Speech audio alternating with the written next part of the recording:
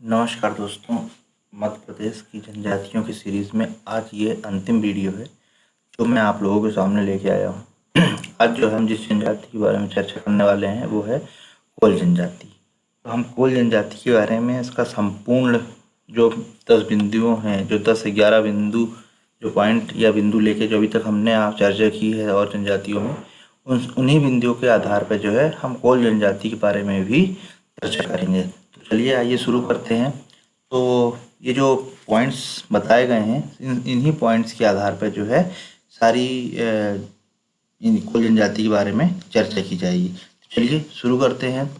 तो सबसे पहला जो बिंदु है वो है उनका निवास स्थान या भौगोलिक वितरण। तो देखते हैं कि कोल जनजाति मध्य प्रदेश में कहाँ निवास करती है। तो कोल जनजाति मध्य प्रदेश में बेसिकली जो है वो पूर्व और जिसे कहा जाए तो पूर्वी उत्तर क्षेत्र में निवास करती है, ठीक है।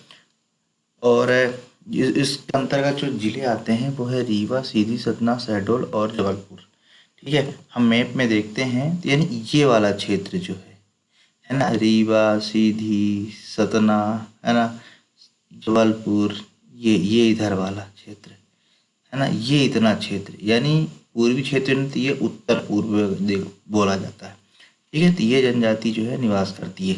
मैं आपको एक बताऊं कि जितनी जनजाति मैंने पढ़ाई है तो ये चीज़ आप अच्छी तरह से याद कर लीजिएगा, कौन सी जनजाति किस क्षेत्र में पाई जाती है।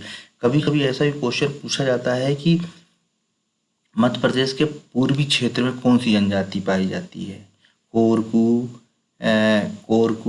भील, सहरिया या बैगा जनजाति, ठीक है। तो आपको पता होना चाहिए कि पूर्वी क्षेत्र में बैगा जनजाति पाई जाती है, इसलिए जो है इस तरह से याद कीजिएगा। मैंने पिछले वीडियो में बताया था कि जनजाति याद करने का अच्छा तरीका है उनके निवास स्थान का। जैसे कि पश्चिमी क्षेत्र हो गया, पश्चिमी क्षेत्र में भील पाई जाती है, ये उत्तरी क्षेत्र में सहरिया पाई जाती है। पूर्वी क्षेत्र में क्या पाया जाता है, पूर्वी क्षेत्र में बैगा जनजाति पाई जाती है।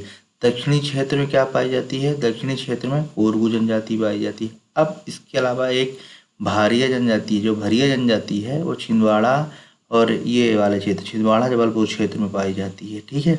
इसके अलावा जो आज हम बात कर रहे हैं ये हम बात कर रहे हैं अब गोंड भी पाई जाती है। तो गोंड जनजाति कहाँ पाई जाती है, नर्मदा नदी के किनारे। नर्मदा जैसे नर्मदा नदी यहाँ से बह रही है मान लो, तो उसके इस साइड ही पाई जाती है, इस साइड यानी बिंद सतपुड़ा पर्वत के में अच्छी बसावट है इसकी क्या बोलते हैं गोंड जनजाति की। तो हम जो बात कर रहे हैं हम बात कर रहे हैं कोल जनजाति की। तो कोल जनजाति कहाँ पाई जाती है, रीवा, सीधी, सतना, शहडोल और जबलपुर, ये वाला रीजन जो है, ठीक है। ये पूरा रीजन जो है काहे का है, सिंगरौली में भी ये रीजन है कोल जनजाति का, ठीक है।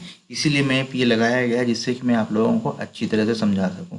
अभी मैं एक वीडियो जो है केवल मैप पे बनाऊंगा और उस मैप के माध्यम से मैं समझाऊंगा, क्योंकि बहुत ज़रूरी है। एक ना एक प्रश्न हर साल हर किसी न किसी एग्ज़ाम में आता ही है और आने वाले कुछ दिनों में अब वैकेंसीज की बहार आएगी, क्योंकि अभी जिस तरह से महामारी चल रही है और सब चीज़ें एकदम कंफाइंड हो गई है, सिमट के रह गई है, अब वो चीज़ धीरे धीरे खुल रही है। तो आप लोग अभी से तैयार हो जाइए और डिटेल में पढ़िए, जिससे कि छोटी से छोटी चीज़ें भूल ना जाए। केवल फैक्ट पढ़ने से कुछ नहीं होगा, इसीलिए मैंने अपने सारे वीडियो में सारी जनजातियों को डिटेल में बताया। मैं फैक्ट भी बता रहा हूँ, फैक्ट के लिए अलग वीडियो है जो इसके बाद आएगा। तो फैक्ट तो पढ़ना ही है, साथ में अगर डिटेल पढ़ेंगे तो डिटेल में कुछ चीज़ें जो आप शायद फैक्ट में मिस कर रहे हैं पर डिटेल में कभी मिस नहीं करेंगे, तो ठीक है। तो चलिए, तो ये जो क्षेत्र है ये है गाय का उनका निवास स्थान कोलों का। अब इसके बाद जो उनकी शारीरिक संरचना है, उनका रंग काला, ओंठ मोटे, माथा जो है उभरा हुआ एवं मध्यम काठी के होते हैं, ठीक है।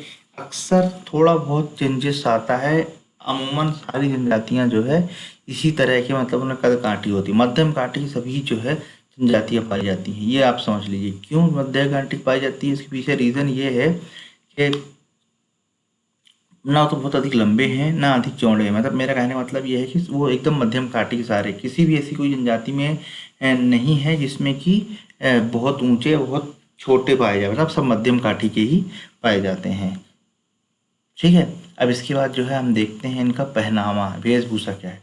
तो कोल जो है अन्य जो जनजाति हैं उनकी तुलना में पूरे वस्त्र धारण करते हैं। जैसे अब हमने देखा कि कुछ जनजातियों में केवल कुर्ता बंडी या धोती पहनते हैं, पर इनमें ऐसा प्रचलन नहीं है। इनमें क्या है, पूरे वस्त्र धारण करते हैं। और आजकल ये आधुनिक वस्त्र भी धारण करने लगे हैं, जिस तरह से सूट और ये सब है वो वस्त्र भी धारण करने लगे हैं। जो स्त्रियां हैं, थोड़ा सा यहाँ देखिएगा, ये एक डंडी एक्स्ट्रा आ गई है मात्रा। जो स्त्रियां हैं, स्त्रियां धोती और साड़ियाँ पहनती हैं, ठीक है, साड़ियाँ पहनती हैं, धोती पहनती हैं। स्त्रियों में शारीरिक सज्जा पर विशेष ध्यान देती हैं, ठीक है, मतलब उन्हें सजने संवरने का बहुत शौक है। तो ये जो हो गई, ये है उनका पहनावा। और जो इनकी स्त्रियां हैं, मतलब जो कोल जनजाति की स्त्रियां हैं, उनमें गहनों के साथ गोदना का प्रमुख आभूषण है। उन्हें गोदना बहुत पसंद है, ठीक है। मैंने आपको बताया था गोदना क्या होता है। तो ये गोदना वही है जो वर्तमान में आज के टैटू है, तो ये गोदना है, ठीक है। तो चलिए इस चीज़ को ध्यान रखिएगा। मतलब जितनी जनजातियाँ मैंने बताई हैं उसमें अधिकतर जनजातियाँ जो क्या है, उन्हें गोदना पसंद है, ठीक है। अब इनका रहन सहन देख लेते हैं। तो जो कोल जनजाति है, इनका रहन सहन जो है, मिट्टी के घर और छत घास और खपड़ेल की बनी होती है ना। जो घर है वो मिट्टी के और छत घास और खपड़ेल की बनी होती है, लेकिन आजकल ये पक्के मकान में भी रहने लगे हैं, ठीक है। मतलब जैसे इस समय परिवर्तन आया है, ये जो है अब ये समय मतलब अपने आप को इन्होंने काफ़ी बदला है, तब ये क्या है, पक्के मकान में भी रहने लगे हैं। कोल जनजाति जो है वो खान पान के साथ ये शाकाहारी मांसाहारी दोनों होते हैं, ठीक है। ये खान पान में सभी प्रकार की चीज़ों का प्रयोग कर, सभी प्रकार के अन्य चीज़ों का प्रयोग करते हैं। मदिरा पान का त्यौहार में मतलब ये इनकी विशेषता है कि मदिरा पान जो है त्योहारों में सबसे ज़्यादा प्रयोग करते हैं। ये जो कोल हैं, इनकी जो आपसी विवाद होते हैं, ठीक है, आपसी विवाद या झगड़े होते हैं, तो इनके मुखिया पंचों के माध्यम से न्याय करते हैं, ठीक है। मतलब इनमें एक पंच होती है या इनकी पंचायत होती है, उसके माध्यम से क्या करते हैं, न्याय करते हैं। इनकी पंचायत को टटगोहिया कहा जाता है। ध्यान रखिए, बहुत बार पूछा गया है कि गोहिया या टटगोहिया पंचायत किस जनजाति कहा गया है, तो वो है कोल जनजाति। इसीलिए मैंने इसमें डिस्क्रिप्शन के सहित बताया है, जिससे कि आपको अगर कभी कहीं पूछा जाए, किसी भी एग्ज़ाम में कहीं से भी बीच में पूछा जाए, आप बताने में सक्षम रहें, ना कि केवल फैक्ट पढ़ के आप सक्षम नहीं हो पाएंगे। इसलिए जो है इनको ध्यान में रखिए, ठीक है। तो क्या कहा जाता है, टटगोहिया कहा जाता है। इसके बाद ये करते क्या है, कोल जनजाति कृषि श्रमिक के रूप में अपना जीवन यापन करते हैं। कृषि श्रमिक क्या होता है, कृषि श्रमिक यह होता है कि हमारे पास ज़मीन नहीं है और हम दूसरे की ज़मीन में जाके जो है हम काम करें, ठीक है। इसके अलावा क्या करते हैं, अधिया बटाई पर भी भूमि लेते हैं, यानी उनके पास ज़मीन नहीं है तो किसी ज़मीन अधिया में आधे में ले लेते हैं, मतलब हम उसमें खेती करेंगे तो आधा आपको देंगे और आधा हम रखेंगे, उसमें भी ले लेते हैं। इसके अलावा पशुपालन मजदूरी के रूप में भी अपना जीवन निर्वाहन करते हैं। अब बात करते हैं इनके वैवाहिक जीवन की। तो जो इनकी जो विवाहिक पद्धति है, तो इनमें विधवा और तलाकशुदा दोनों स्त्रियों से, मतलब स्त्रियों से विवाह की प्रथा है, यानी विधवा तलाकशुदा स्त्री से विवाह ये लोग करते हैं। कोल जनजाति जो है बेसिकली पितृसत्तात्मक है। कैसी है, पितृसत्तात्मक है। आप लोग मुझे कमेंट्स बॉक्स में बताएंगे कि कोल जनजाति के अलावा और कौन सी जनजाति है जो पितृसत्तात्मक है, ठीक है। मेरे पुराने पीछे वीडियो में जाइए, आपको मैंने उसमें कायदे लिखा हुआ है, मुझे याद है मैंने किसमें लिखा है, तो आप लोग मुझे कमेंट बॉक्स में बताइएगा। तो कोल जनजाति क्या है, पितृसत्तात्मक है तथा गोत्र विवाह नहीं करते, ठीक है। वो एक ही गोत्र के होते हैं तो क्या भाई बहन माना जाता है, इसलिए एक में नहीं करते हैं। दोस्तों अब ये जो है ये लास्ट वीडियो है, इसके बाद जो है, चलिए मैं वीडियो ख़त्म करने के बाद बात करते हैं इस पर। तो ये जो है ये क्या करते हैं, ये गोत्र में विवाह नहीं करते हैं, ठीक है। अब इनके त्यौहार जो है, कोल जनजाति जो है जितने हिंदुओं के त्यौहार हैं वो सारे त्यौहार मनाते हैं। होली, दशहरा, तीज, दिवाली और जवारा। जवारा क्या होता है, जवारा रक्षाबंधन के दूसरे दिन क्या करते हैं, ये ज्वार को उगाते हैं और नदी या तालाब में उसको बहाते हैं। उसके इस दौरान वो नाच गाना और पूजा ये सब करते हैं, ये जवारा कहलाता है। प्रमुख नृत्य कौन से हैं, प्रमुख नृत्य कोल जनजाति का नृत्य गीत प्रिय जनजाति है, नृत्य गीत करते हैं, ठीक है। इनका कोल दफा, ध्यान रखिएगा, कोल दफा नृत्य इनकी जो है प्रमुख नृत्य है, जो अपनी मुद्राओं और हस्त चलन यानी जो हाथ का जो मूवमेंट और ये सब होता है उसके लिए प्रसिद्ध है, लोकप्रिय है। कौन सी, कोल दफा। अच्छी तरह से याद कर लीजिएगा, यही वर्ड्स हैं जो कि प्री में पूछे जाते हैं, ठीक है, कोल दफा। इसके बाद जो इनकी सांस्कृतिक विशेषताएं हैं, तो ये जो कोल जनजाति है, इनमें जन्म, विवाह, संस्कार, ये संस्कार है, यहाँ यार शायद मिस हो गया है, हिंदू रीति रिवाजों की तरह संपन्न होते हैं। ठीक है, भैरव बाबा, माँ शारदा आदि देवी देवताओं की पूजा करते हैं। टोना टोटकों में बहुत विश्वास रखते हैं, झाड़ा फूक जिसे बोलते हैं, इसमें ये बहुत विश्वास रखते हैं। ठीक, अब इसके बाद देखते हैं तो कोल शब्द जो की उत्पत्ति हुई है कोला से मानी जाती है। ये जो है मैंने जितने वीडियो बनाए हैं जनजातियों पे, तो मैंने उसकी जो उत्पत्ति लिखी है, तो एक चीज़ ध्यान रखिएगा, उनमें से क्वेश्चन आए हुए हैं, जैसे भील जनजाति का अर्थ क्या होता है, ठीक है, धनुष, इसी तरह और जनजातियों के बारे में भी क्वेश्चन आए हुए हैं, इसलिए बिल्कुल भी स्किप करने की कोशिश ना करें। इसे 2 से 3 बार वीडियो को देखें, जिससे कि एक बार तो समझने में, कोई भी चीज़ एक बार में कभी भी समझ में नहीं आती। मैं ये नहीं कहता कि पूरी तरह समझ में आती है, 10% आती है, लेकिन जब आप उसको उसी वीडियो को फिर से एक बार रिपीट करते हैं तो क्या होता है, आपको 10 का रेशो सीधे आपको 60 ले जाती है, और जो थर्ड है वो आपको 90% ले जाती है। इसीलिए कहा जाता है कि किसी भी चीज़ को, किसी भी बुक को एक ही बुक को पढ़ें, पर बार बार पढ़ें, जिससे कि वो चीज़ें आपको याद हो जाएं। यानी 10, 60 और सीधे 90 ये रेशियो है।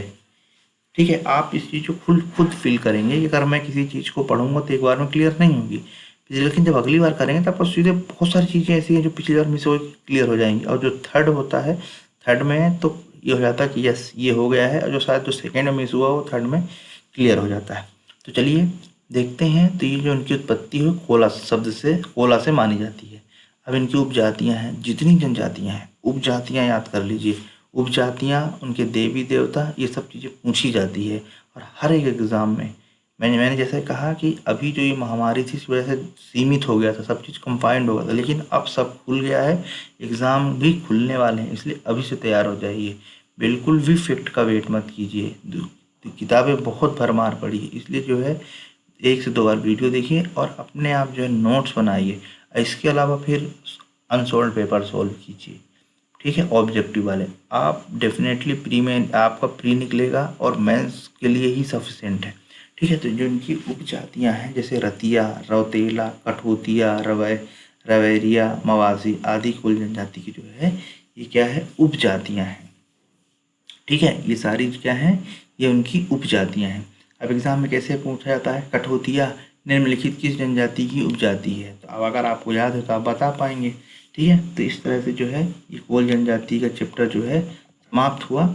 अब इसमें जो है अक्सर यही जो मेंस है, MPPSC मेंस में इसी तरह की चीज़ें पूछी जाती हैं। ठीक है, कि कोल जनजाति के निम्न बिंदुओं के आधार पर वर्णन कीजिए, तो इनमें से कोई बिंदु दे देंगे, भौगोलिक वितरण दे देंगे, शारीरिक दे देंगे, उनकी सामाजिक विशेषताएं। अब आप सोचेंगे यहाँ सामाजिक तो मैंने दिखा ही नहीं, तो सामाजिक आप कैसे लिख पाएंगे।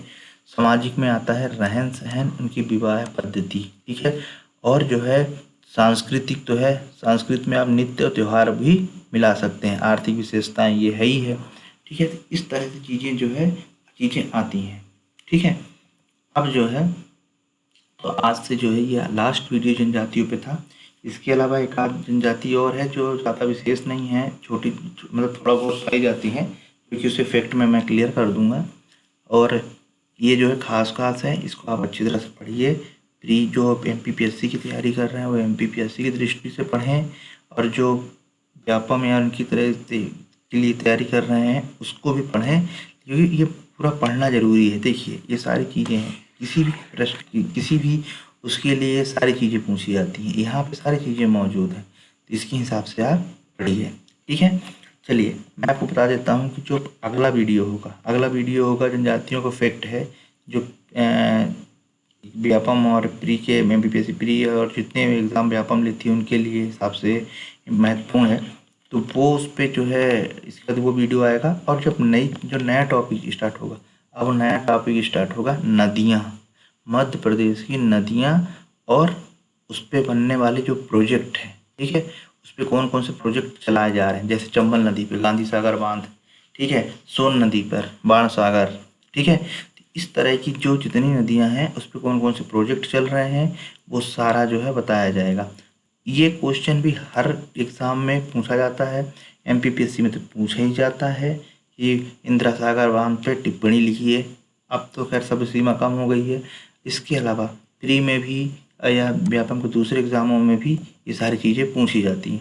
मैं एक बार आपको और बता दूं कि मैं एक पूरा मैप पे भी जो है एक मैं वीडियो बनाऊंगा जो इससे समझाऊंगा कहाँ से क्या होता है। चलिए ठीक है, पढ़ते रहिए। नमस्कार।